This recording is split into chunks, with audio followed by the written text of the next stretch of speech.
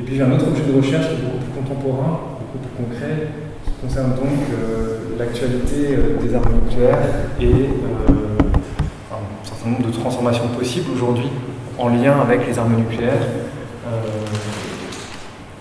On aura l'occasion d'y revenir. Alors, en fait, en préparant la conférence, j'ai un petit peu hésité sur savoir sous quel angle prendre le sujet, parce qu'en fait, malheureusement, c'est un sujet qui présente une très grande actualité dans une multitude de domaines différents, dans une multitude de zones géographiques différentes, qui plus est. Et donc, en fait, j'ai fait le parti pris de me concentrer dans mon exposé, d'une part, sur un petit rappel sur ce que sont les armes nucléaires, c'est important de commencer par là, de rappeler ce qui fait leur spécificité. Ensuite, de faire un petit rappel un peu plus théorique sur les théories qui ont accompagné en fait, l'émergence des armes nucléaires, et en l'occurrence la théorie principale dominante qui est la théorie de la révolution nucléaire. Et puis après, pour en venir quand même sur un cas un petit peu plus pratique, je parlerai de la situation avec la Russie et l'instrumentalisation de la Russie de son arsenal nucléaire. Et donc je discuterai un petit peu de ça pour voir quelles sont les finalités de ces prises de parole russes et comment ce cas empirique justement eh bien, interagit avec le cadre théorique qu'on aura fixé auparavant. Mais je pense qu'au moment des questions derrière, on pourra élargir assez fortement le débat pour évoquer le cas de la Chine, le cas de la maîtrise des armements, de la Corée du Nord, Parle plus fort. Voilà, donc il ne faudra pas hésiter au moment des questions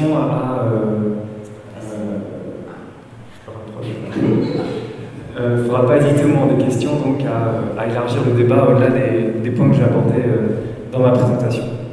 Alors pour commencer, il me semblait important de revenir un petit peu sur ce que sont les armes nucléaires, ce qui fait leur spécificité et pourquoi est-ce qu'on les considère comme des armes à part.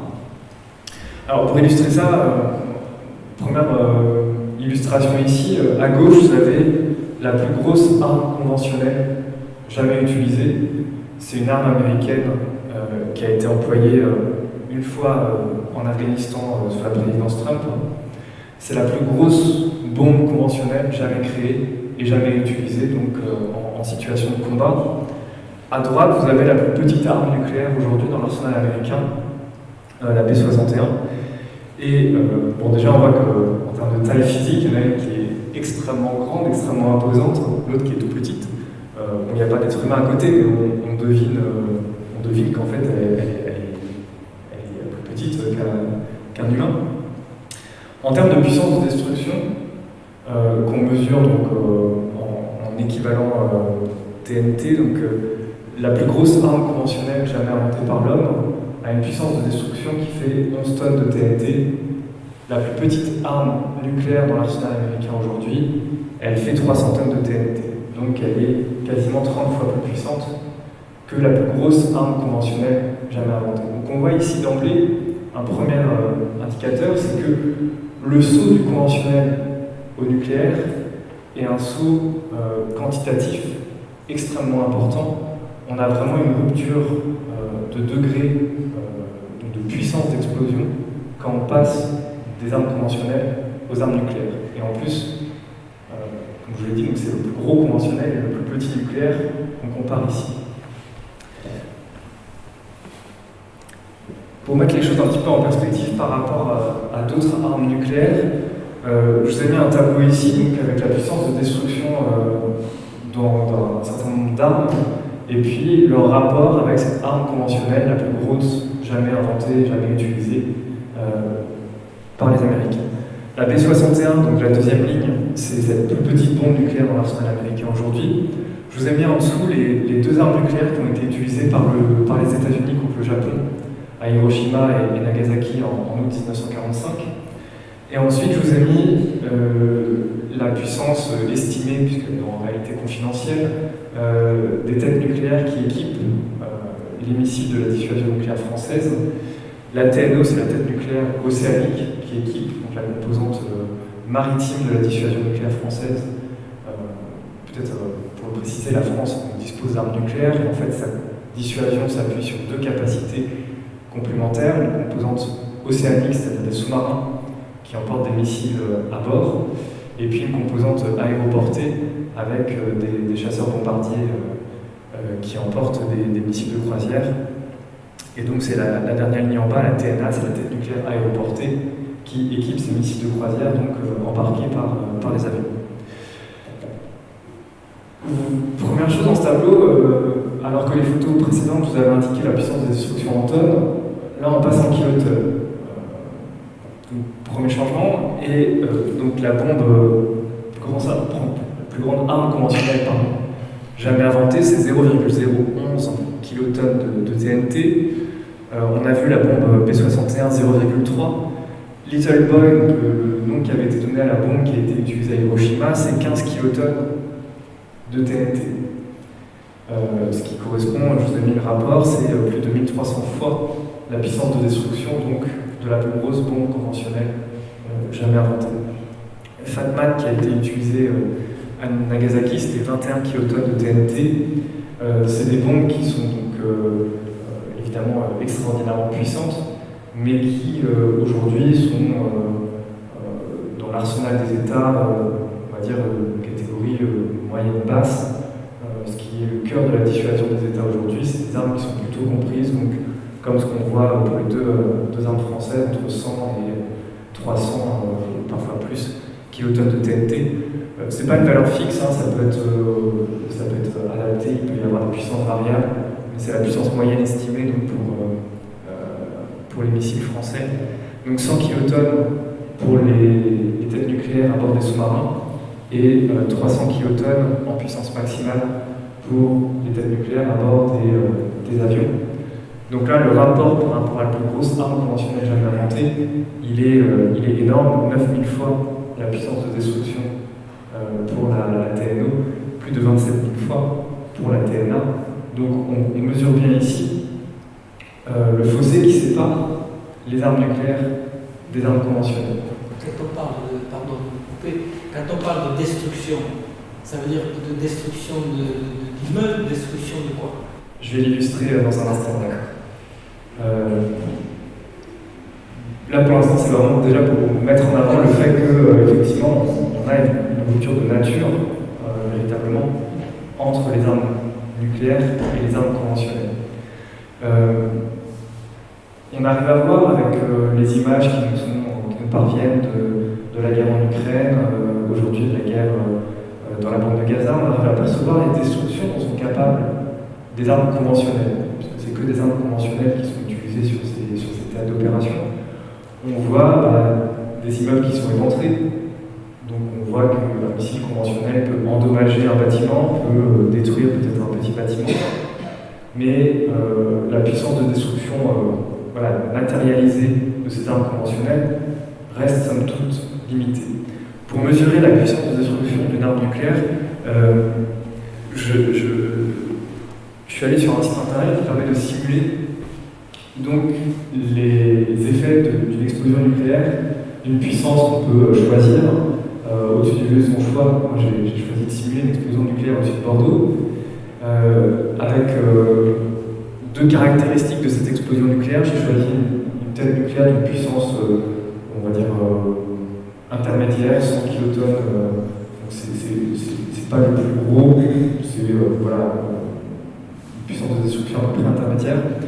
J'ai choisi de la faire exploser en altitude, puisqu'en fait, les armes nucléaires on peut choisir à quelle altitude on va les faire exploser, et les effets vont varier selon l'altitude à laquelle on les fait exploser. En l'occurrence, on pourrait penser qu'en fait, elles explosent au sol. Une explosion au sol, c'est pas nécessairement militairement plus pertinent, puisqu'en fait, l'effet de souffle, qui sera particulièrement destructeur, est beaucoup plus puissant quand vous faites exploser votre tête nucléaire en altitude. Donc en l'occurrence, là, c'est une explosion, elle est à 1450 mètres d'altitude, donc 1,5 km au-dessus de Bordeaux, pour cette explosion qu'on appelle airburst en altitude. Il y a différents cercles de couleurs qui représentent les différents effets d'une explosion nucléaire et les différentes manières dont les gens vont être tués et les bâtiments détruits dans le cas d'une explosion nucléaire. Le premier effet au moment même de l'explosion, c'est la constitution d'une boule de feu. Donc c'est ce que vous avez vu, le petit cercle jaune tout au milieu, vraiment dans l'hypercentre de Bordeaux. Donc là, évidemment, tout est détruit dans cette zone. Alors les cercles cercles ne sont pas nécessairement dans l'ordre chronologique dans lequel les phénomènes apparaissent, on va quand même les prendre dans l'ordre où ils apparaissent à l'écran. Le deuxième cercle qui est vert, c'est l'effet des radiations. Contrairement à ce qu'on pourrait penser, le premier effet d'une arme nucléaire, la détonation d'une arme nucléaire, n'est pas un effet radioactif en termes d'effet destructeur, en termes de mortalité pour les individus. Ça n'est pas le premier effet. Et là, dans une explosion en l'air, c'est même un effet qui va être plutôt modeste. Quand l'explosion se fait au sol, il y a beaucoup de particules qui vont être soulevées, qui vont monter dans l'atmosphère, qui vont se mélanger avec les particules radioactives, et donc là on aura une diffusion plus importante de la radioactivité. Mais une explosion d'altitude comme ça, en fait, cet impact radioactif va être somme toute limité et ne sera pas la première cause de mortalité loin de là. Le cercle gris que vous avez ensuite correspond à l'effet de souffle qui va être produit par l'explosion. Et là, le premier cercle gris que vous avez, le plus petit, c'est le cercle dans lequel on estime ici que les bâtiments ne vont pas résister. C'est vraiment dans ce cercle, les bâtiments risquent d'être détruits du fait de ce souffle créé par l'explosion. Évidemment, les êtres humains qui se trouvent là ne risquent de prendre pas sur libre, peuvent être emportés ou peuvent se prendre des débris.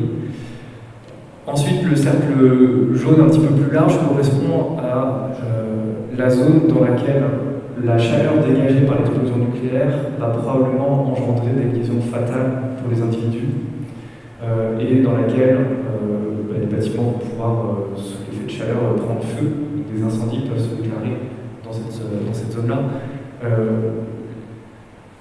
L'effet de chaleur va être plus large, mais il va être létal dans cette zone-là, qui, vous le voyez, est quand même très étendue, puisque ça couvre au-delà du centre-ville de Bordeaux immédiat, ça couvre les villes aux alentours.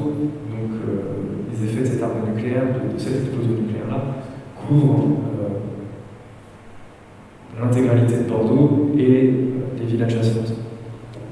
Et le dernier cercle gris que vous avez, plus léger, correspond à un effet de souffle qui, lui, va probablement laisser intacts les bâtiments qui ont été construits de manière suffisamment solide, mais qui peut quand même avoir des conséquences, notamment les fenêtres vont céder, un certain nombre comme ça d'objets vont être emportés, et ça peut être une zone encore dangereuse, puisque avec tous ces objets qui volent, les individus peuvent être touchés, peuvent être atteints et peuvent subir des blessures, voire plus, en conséquence.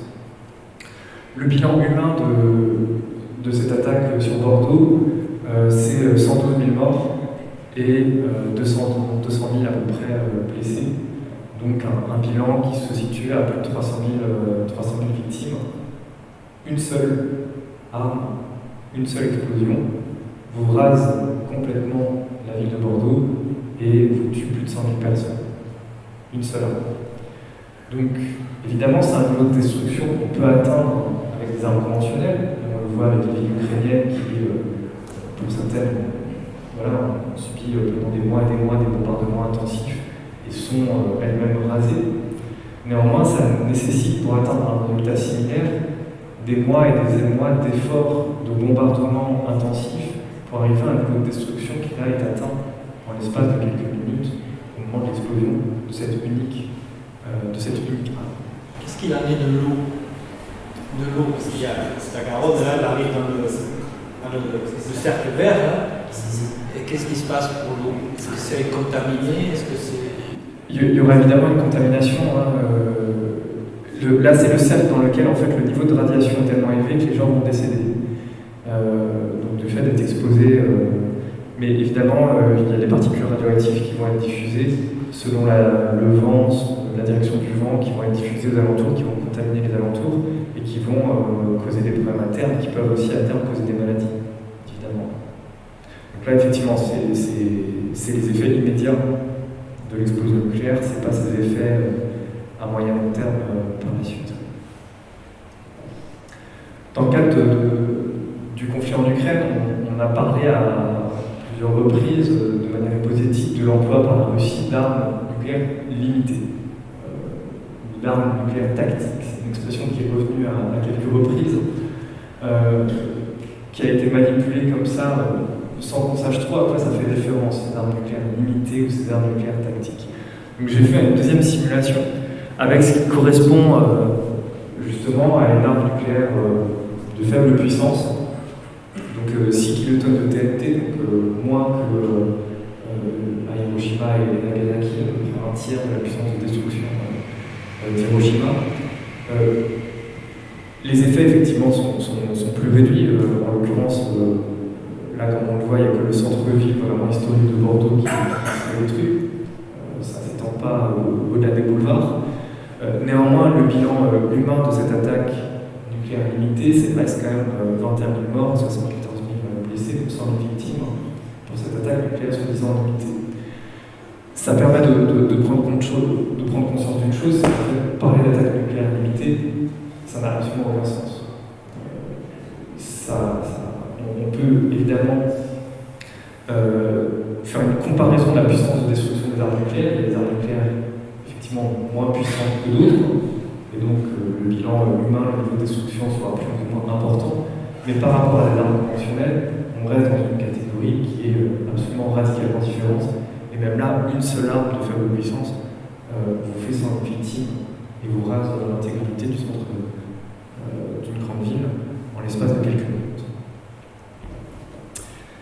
Il se trouve que les armes nucléaires et ce qu'on appelle la révolution nucléaire n'est pas associée seulement à l'invention des têtes nucléaires et à l'utilisation de cette puissance explosive qui est les armes nucléaires.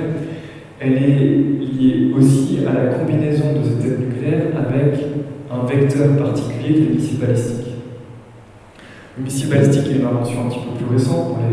Les Allemands l'ont développé à la fin de la Seconde Guerre mondiale avec ce qu'on appelle la fusée V2. Mais les missiles balistiques à portée intercontinentale, dont la portée va être supérieure à 5500 km et va pouvoir atteindre un continent depuis un autre, atteindre le territoire russe depuis le territoire américain ou inversement. Ces missiles vont être développés en fait dans les années 50 et vont être développés en fait dans le cadre des programmes à double usage de conquête spatiale. En fait, les premières fusées, c'est des missiles balistiques. Sputnik, donc le premier satellite artificiel en octobre 1957, est envoyé dans l'espace grâce à un missile balistique. Donc c'est à cette période-là que sont développés ces engins. Le missile balistique, c'est une sorte de fusée qui va aller jusque dans l'espace et qui va libérer un objet dans l'espace, donc là en l'occurrence une tête nucléaire. Au lieu que la tête nucléaire, comme un satellite artificiel, reste en orbite autour de la Terre, elle va prendre une trajectoire en cloche et sous l'effet de la gravité terrestre, va retomber sur Terre en ayant parcouru une distance extrêmement importante. Donc on parle de missile balistique, puisqu'en fait la balistique ici fait référence à la trajectoire d'un objet qui est soumis à deux forces, l'impulsion initiale qui lui est donnée et la gravité terrestre. Donc en fait, à partir du moment où la tête nucléaire est envoyée dans l'espace, on a la fin de la propulsion par la fusée, et la tête nucléaire va voyager dans l'espace du fait de l'impulsion initiale qui lui est donnée et va revenir sur Terre du fait de la gravité terrestre. Ces missiles balistiques, donc, on en fait différents usages. On les laisse à terre. Donc là, à gauche, vous avez la photo d'un silo, donc un missile balistique qui en fait, là en l'occurrence, c'est l'équivalent d'une zone de tir de fusée, donc qui est enterrée et qui va être protégée de manière à pouvoir résister normalement à l'attaque nucléaire lui-même. À droite, vous avez un missile balistique qui est monté à bord d'un sous-marin, et ce qui est aujourd'hui le gros de la dissuasion nucléaire des États, notamment la France, c'est justement ces missiles balistiques à bord de sous-marins. Pour le coup, technologiquement, c'est quelque chose qui est extrêmement poussé, puisqu'en fait, ça consiste donc à mettre une fusée, un bâtir de fusée à bord d'un sous-marin, et de pouvoir tirer cette fusée à bord d'un sous-marin. Je vous ai mis un petit graphique pour illustrer en fait la proximité entre les missiles balistiques et puis les fusées à usage civil. La trajectoire est la même, et les étapes sont les mêmes. C'est-à-dire qu'on a une fusée, un engin avec plusieurs moteurs qui vont rentrer en action successivement pour s'extraire de l'atmosphère terrestre. Et puis une fois qu'on est rentré dans l'espace, on lâche un petit objet, le satellite qui se met en orbite, la tête nucléaire qui va redescendre sur Terre après avoir parcouru une distance assez grande. Qu'est-ce qui fait la spécificité des missiles balistiques? Elle est double. La première spécificité, donc, c'est la distance qu'ils permettent de parcourir. Comme je vous le disais, une distance intercontinentale, aujourd'hui on a des armes dont la portée est supérieure à 10 000 km, donc qui permettent effectivement de toucher par n'importe quel point du globe, mais qui permettent généralement de toucher depuis votre propre territoire vos adversaires, en l'occurrence de toucher depuis le territoire continental américain, la Chine, la Russie, la Corée du Nord, et inversement évidemment. Donc, premier élément, abolition de la distance. Vous pouvez envoyer votre tête nucléaire sur le territoire adverse sans avoir à projeter vos forces, sans avoir à prépositionner des forces à proximité. On a la possibilité de toucher depuis son propre territoire un adversaire, quasiment peu importe l'endroit où il se trouve sur Terre. Le deuxième élément, c'est la contraction du temps. Le missile balistique va aller extrêmement vite, il a besoin d'aller très vite pour sortir de l'atmosphère terrestre. Dans l'espace, il n'y a pas d'air, donc la tête nucléaire n'est pas ralentie, et donc elle va parcourir son temps de trajet dans l'espace à une vitesse extrêmement élevée, de plusieurs kilomètres secondes. Ce qui fait que le temps de trajet d'un missile balistique, tête nucléaire, pour parcourir une distance intercontinentale, c'est une vingtaine de minutes, à peu près 25 minutes. Donc vous tirez votre missile, 25 minutes plus tard, il explose au-dessus du territoire de votre adversaire de l'autre côté du monde. Donc abolition de la distance et contraction énorme du temps. Évidemment, vous êtes victime d'une attaque.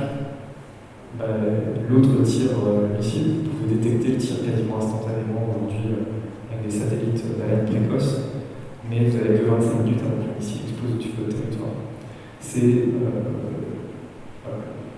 une capacité la combinaison ici d'une capacité de destruction qui est énorme, avec donc ce vecteur qui permet de frapper quasiment n'importe où en un temps extrêmement réduit.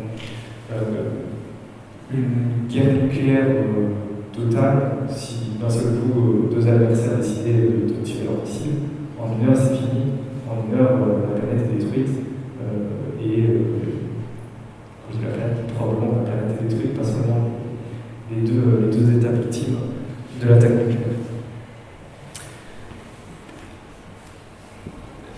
Ces missiles balistiques peuvent emporter une tête nucléaire, c'est ce qu'on voit sur la photo de gauche, mais ils peuvent aussi en emporter plusieurs. Je vous ai mis deux autres photos. Une photo où on voit 3 têtes nucléaires montées sur un missile, et puis la photo du bas où il y en a 7 ou 8, je pense, têtes nucléaires montées sur un missile. Donc aujourd'hui, le maximum, c'est une petite dizaine de têtes nucléaires sur un missile. Ces têtes nucléaires, c'est ce qu'on appelle la technologie du mirage. Elles peuvent chacune, une fois qu'elles sont libérées dans l'espace, prendre une cible différente. Donc, vous tirez un missile, possiblement 3 têtes nucléaires, ça fait 3 cibles différentes. Donc, avoir un seul missile, monté de plusieurs têtes nucléaires, vous permet possiblement de menacer et de détruire plusieurs villes, plusieurs centres urbains d'un autre État. Donc, on perçoit ici qu'en fait, un missile balistique est extraordinairement précieux pour l'État qui le possède et représente en tant que tel une menace qui est absolument énorme. Alors juste pour vous faire un petit panorama des arsenaux, de l'évolution des arsenaux, on a aujourd'hui 9 États qui sont dotés d'armes nucléaires. 90% des armes nucléaires sont possédées par deux États, les États-Unis et la Russie. C'est un héritage de la guerre froide. Ce qui caractérise néanmoins l'évolution récente, alors est-ce que ça va servir dans les prochaines années? C'est un point sur lequel on peut revenir au moment des questions. Mais ce qui caractérise en fait la relation américano-russe depuis la fin des années 80, c'est un accord de ces deux États pour réduire de manière pour le coup drastique la taille de leur arsenal nucléaire, puisqu'on voit donc pour l'arsenal américain avait déjà atteint un plateau en fait à la fin des années 60. l'arsenal soviétique a continué à croître jusqu'à ce qu'un accord soit négocié au milieu des années 80, qui était l'accord sur les forces nucléaires à portée intermédiaire, qui a été un traité de désarmement, qui a été un premier traité interdisant une catégorie d'armes déjà déployées, et donc qui a amené à la destruction de ces armes. Et puis on a eu, à partir des années 90, une série de traités successifs qui ont permis de réduire la taille des arsenaux nucléaires de ces deux États. Et on voit donc une trajectoire fortement descendante depuis un pic d'un peu plus de 70 000 têtes nucléaires au milieu des années 80. Aujourd'hui, on est à peu près à 14 000 têtes nucléaires dans le monde. Donc on est passé de 70 000 à 14 000. C'est une baisse voilà, tout à fait notable. Néanmoins, vous pouvez bien, le graphique qu'on a vu tout à l'heure de l'explosion du Bordeaux, que 14 000 têtes nucléaires, ça représente de quoi assez largement détruire plusieurs fois n'importe quel pays, voire même plus largement la planète. Si on rentre un petit peu dans le détail des stocks d'armes aujourd'hui, donc c'est une estimation pour la plupart des États, puisque un certain nombre d'États ne communiquent pas publiquement sur la taille réelle de leur arsenal nucléaire. Mais donc, on voit bien immédiatement ici qu'il y a deux États qui sortent du lot par rapport aux autres. Comme je vous l'ai dit, la Russie et les États-Unis, qui sont les deux principales puissances nucléaires de très très très loin. Et donc ensuite, on a 7 autres puissances nucléaires: la Chine, la France, le Royaume-Uni, le Pakistan, l'Inde, Israël et désormais la Corée du Nord. On a un État qui a acquis des armes nucléaires, qui en a possédé avant d'y renoncer. C'est le seul cas, c'est l'Afrique du Sud, donc qui a été un État nucléaire pendant quelques années, puis qui a renoncé à ses armes nucléaires.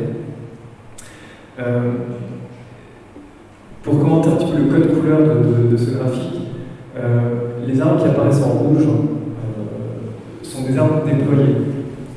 Qu'est-ce que ça veut dire? Ça veut dire que c'est des armes qui sont montées sur les missiles et qui sont en état d'alerte, prêts à être tirées à n'importe quel moment, en l'espace de quelques minutes. Concrètement, les États-Unis et la Russie ont des sous-marins. Évidemment, quand le sous-marin part en plongée, le missile qui est monté avec la tête nucléaire, c'est le principe de ces patrouilles. Donc la France, qui pratique également des patrouilles avec des sous-marins, a également donc, ces armes nucléaires déployées. Et le sous-marin, normalement, est censé pouvoir tirer ses missiles en 15 minutes à partir du moment où il reçoit un ordre de mise à feu. Mais la Russie et les États-Unis déploient aussi un certain nombre de missiles au sol, en silo, des missiles qui sont mobiles. Et donc là, notamment pour les missiles en silo, les États-Unis ont un peu plus de 400 missiles dans les grandes plaines américaines, donc qui sont équipés de têtes nucléaires, qui sont chargés de carburant, qui sont prêts à être tirés à n'importe quel moment. Et là, le temps de mise à feu se compte en l'espace de quelques minutes, à partir du moment où un ordre est donné. Donc on est encore aujourd'hui, dans une situation peut-être de renaissance de la guerre froide, on est encore aujourd'hui dans une phase où les États se tiennent comme ça dans une situation où ils peuvent lancer une attaque nucléaire sur très long préavis.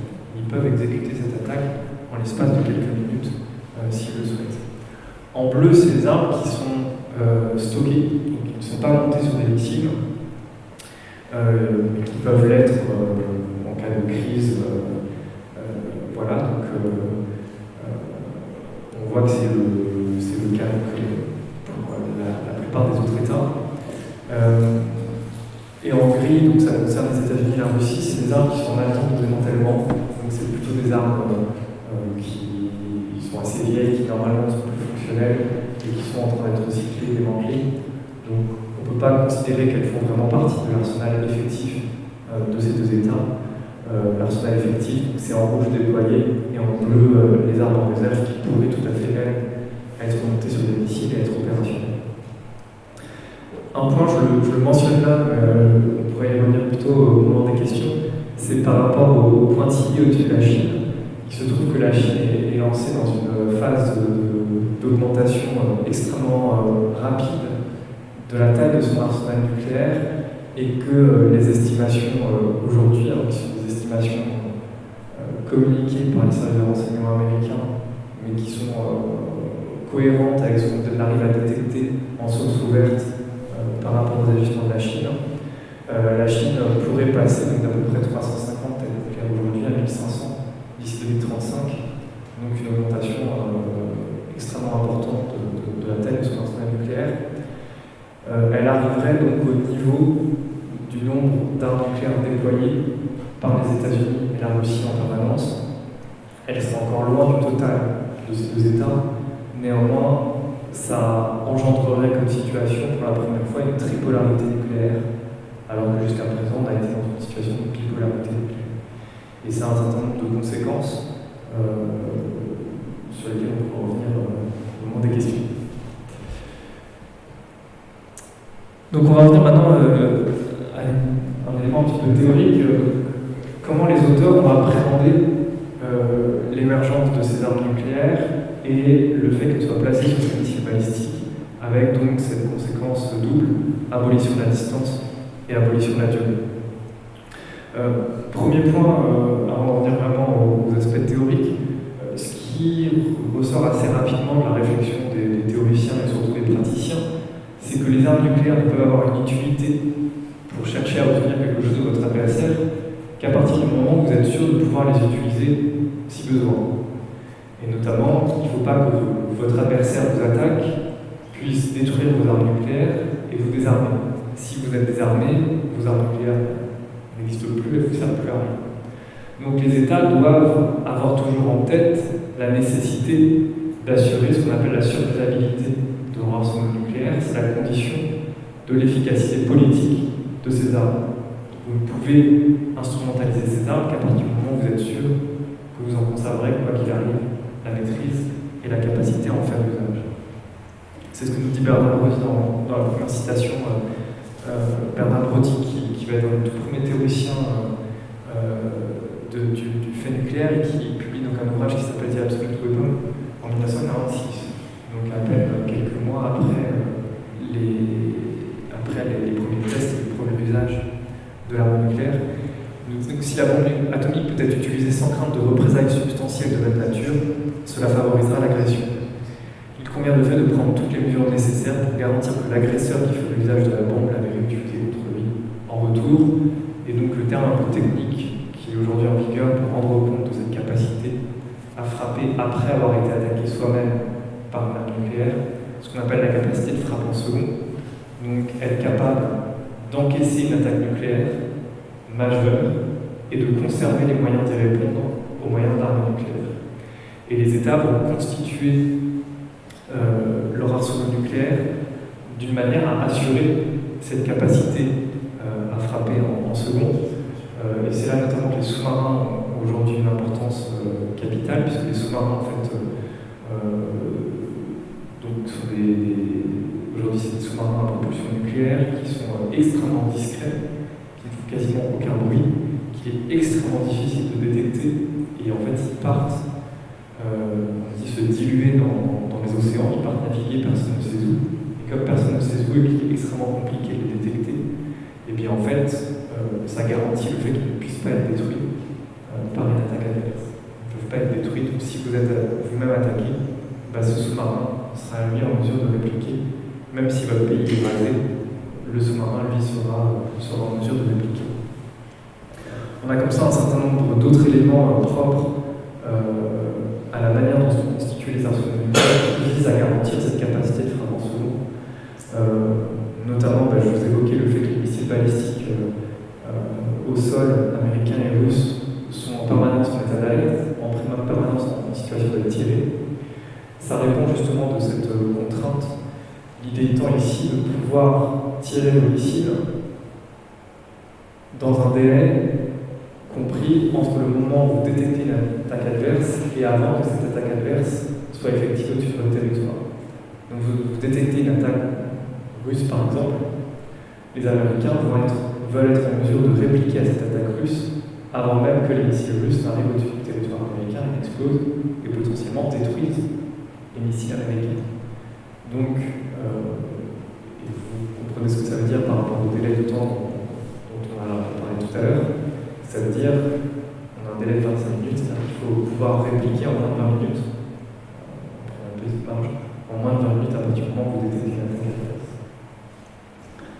Et les systèmes de commandement et contrôle, le système de prise de décision politique, de mise à feu des armes nucléaires, est conçu pour pouvoir prendre et exécuter une décision d'ouverture du feu donc, en moins de 20 minutes en cas d'attaque.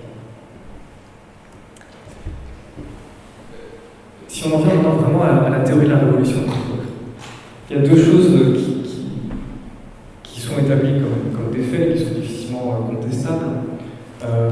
Le premier, c'est que parler de victoire dans le cadre d'une guerre nucléaire, ça n'a pas de sens.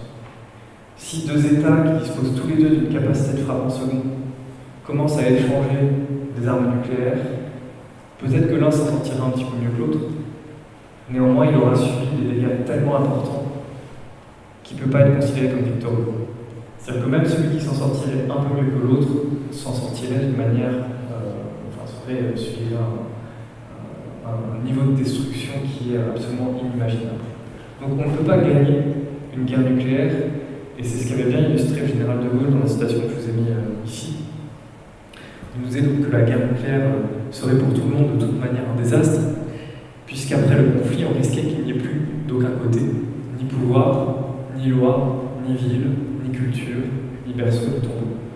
Si on commence à évoquer plusieurs dizaines, voire centaines de têtes nucléaires échangées entre les États, on commence à détruire plusieurs centaines de villes qui sont intégralement rasées sur le territoire de l'autre, l'État disparaît. Il ne peut plus y avoir l'État ne peut plus maintenir son autorité, ne serait plus en mesure d'exercer ses fonctions. Il aurait de toute manière qu'un morceau de population à gouverner après une telle attaque. Donc, et c'est quelque chose qui change par rapport à la guerre conventionnelle. Vous pouvez gagner une guerre conventionnelle, et même si vous avez subi d'énormes coups pour gagner cette guerre conventionnelle, vous restez un vainqueur de cette guerre conventionnelle. Dans le champ nucléaire, on ne peut pas gagner un conflit nucléaire. Le vainqueur, en fait, s'en sortirait en réalité tout aussi mal que le vaincu. Là, c'est la situation d'un échange important d'armes nucléaires entre deux acteurs, mais même l'attaque limitée apparaît en réalité politiquement absolument intenable. Aujourd'hui, imaginons une crise autour de la Corée du Nord, qui dispose d'une vingtaine de têtes nucléaires aujourd'hui. Le président américain, Robert Gaumont, qui a beaucoup d'options à sa disposition, est confronté à une probabilité de 80% de chance de détruire l'arsenal nord-coréen. Ça laisse 20% de chance qu'il reste un missile avec une, deux têtes ou trois têtes nucléaires qui puissent tirer et atteindre le territoire des États-Unis. Ça veut dire possiblement 20% de chance que Los Angeles, San Francisco ou une autre ville soit appropriée de la carte. Quand vous êtes confronté à des scénarios de ce type-là, même si le degré de probabilité est de 20%, 10%, vous êtes décideur politique, contempler la possible destruction d'une ville entière, de perdre plusieurs centaines de milliers de vos citoyens avec ne serait-ce qu'un seul missile de l'autre, eh bien, c'est politiquement absolument intenable. Et ça va amener à une nécessaire retenue, on ne peut pas prendre de risque dans une situation où il y a ne serait-ce que 10% de chance qu'on perde une, deux, trois, quatre vies. Et c'est ce que nous dit bien le théoricien que j'ai cité ici, qui est un des principaux théoriciens du fait nucléaire, Kenneth France, qui nous dit devons-nous nous attendre à perdre une vie ou deux villes ou 10 ? Lorsque telles sont les questions qui se posent, nous cessons de penser aux risques encourus et commençons à nous inquiéter de la manière de les éviter. Face à la puissance de destruction, même d'un nombre extrêmement limité d'armes nucléaires, eh bien, les États sont incités à ne pas prendre le moindre risque, à tout faire pour éviter une situation dans laquelle des armes nucléaires pourraient être utilisées contre eux. Et donc on arrive à l'effet clé produit par les armes nucléaires et qui, au regard de l'histoire de la guerre froide, est attesté empiriquement. C'est comme ça que se sont comportés les responsables politiques pendant la guerre froide. Il faut faire preuve d'une extrême prudence et il faut éviter toute situation qui pourrait amener l'autre, d'une manière ou d'une autre, à envisager de recourir aux armes nucléaires contre soi. On ne peut pas pousser notre adversaire à envisager le recours aux armes armes nucléaires contre nous, puisque ça impliquerait donc, de subir des destructions qui sont absolument, etc. Et donc, il faut que préside dans la relation vis-à-vis d'une puissance nucléaire, que préside un certain degré de prudence, de retenue. On ne peut pas pousser trop loin une puissance nucléaire sans prendre des risques qui sont absolument inconventionnels. Et donc, de facto, eh bien, on ne peut pas attaquer une puissance nucléaire. On ne peut pas l'attaquer nucléairement, sinon elle répondra avec une arme nucléaire, mais même l'attaquer conventionnellement, même faire peser une menace conventionnelle trop importante sur une puissance nucléaire, c'est prendre le risque qu'elle décide de répliquer avec des armes nucléaires. Donc, la violence, que ce soit sous la forme de la guerre nucléaire ou de la guerre conventionnelle majeure, doivent être écartées du champ du possible. On ne peut pas considérer ça comme des options politiques raisonnables. Et c'est la conclusion à laquelle arrivent ces auteurs. Les armes nucléaires, parce qu'elles sont absolument terribles, eh bien, imposent une retenue, imposent la paix entre les puissances compétitives. Ce n'est pas une paix choisie, ce n'est pas une paix fondée sur l'amitié, la bonne entente, c'est une paix fondée simplement sur la crainte du potentiel absolument terrible de destruction que l'autre est capable de nous imposer. De nouveau une citation de Kenneth Rounds qui nous dit les armes nucléaires ont considérablement réduit la probabilité que la guerre soit menée par les États qui les possèdent. La probabilité d'une guerre majeure entre les États possédant des armes nucléaires est proche de zéro. Et effectivement, ce qu'on observe dans la guerre froide, c'est qu'à chacun des moments de tension les plus vives, on observe de part et d'autre des consignes qui vont être données pour assurer une forme de retenue et pour éviter un emballage qui pourrait amener au recours des armes nucléaires.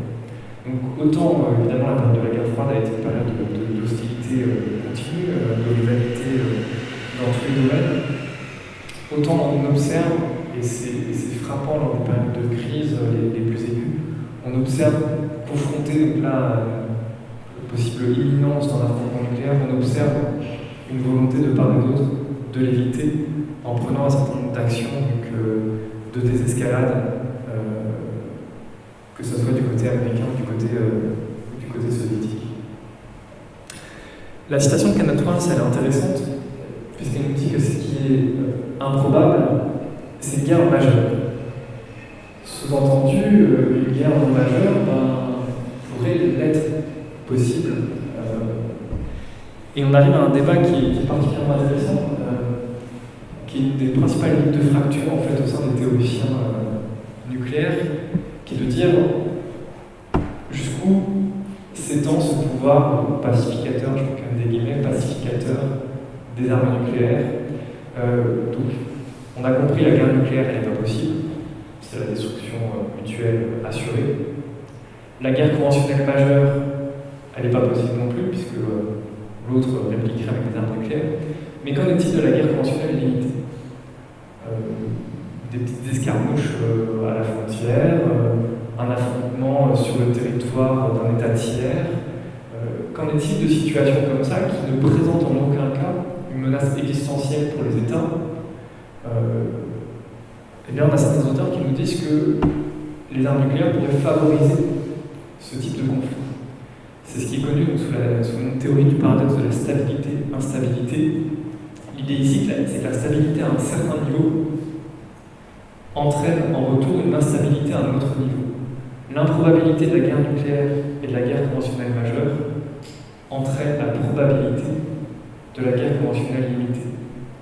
Pourquoi il y a deux éléments complémentaires qui sont mis en avant pour justifier ce risque de guerre conventionnelle limitée?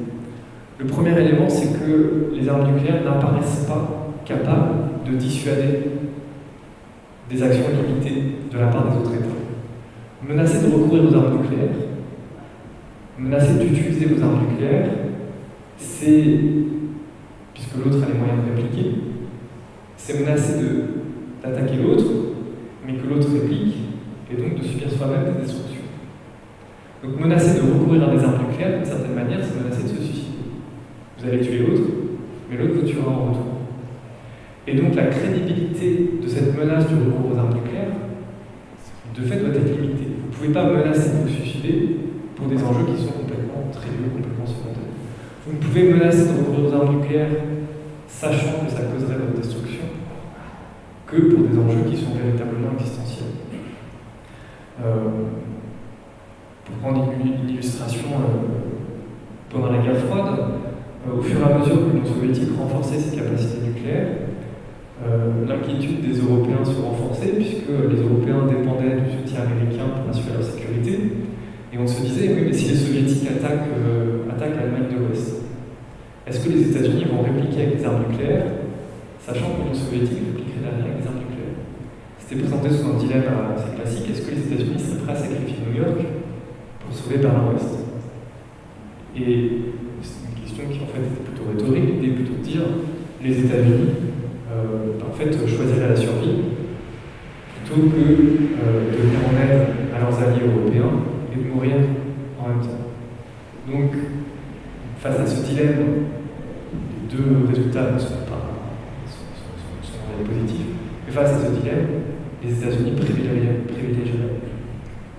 de survivre, quitte à lâcher leurs alliés, quitte à ce que l'Union soviétique conquiert l'Europe occidentale, plutôt que d'aller vers une guerre qui serait une guerre nucléaire, donc qui entraînerait la destruction des deux États.